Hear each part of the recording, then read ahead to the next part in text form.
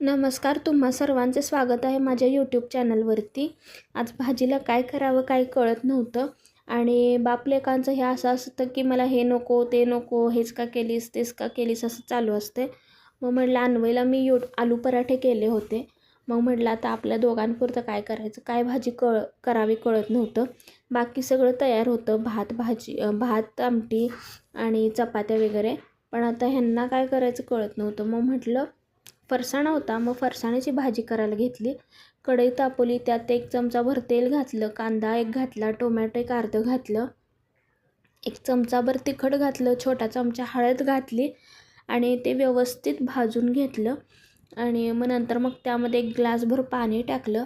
दोघांपुरतीच करायची होती म्हणून 1 ग्लासभर घातलं.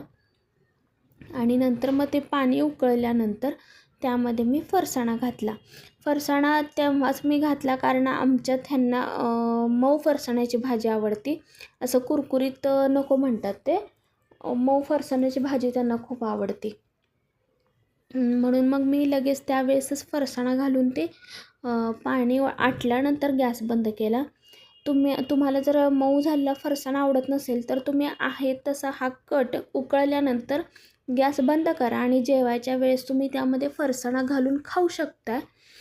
आम्हाला तसं नको होतं, आम्हाला सुकी भाजी पाहिजे होती, म्हणजे त्यात रस्सा काहीच नको होता. म्हणून मी असं वरून फरसाण घातला आणि हलवून वगैरे घेतलं. पाणी आटल्यानंतर मग मी तो गॅस बंद केला आणि हे बघा कशी दिसते भाजी केल्यावर. आमच्यात मला असं कुरकुरीत भडंग आवडतो आणि त्यांना अशी मऊ फरसाण्याची भाजी आवडते. ठीक आहे, मी त्यांच्यासाठी ॲडजस्ट करते, खात असते मी खरं तर. आणि हे असं मी दिवाळीचा फराळ संपवत असताना अन्वय माझा व्हिडिओ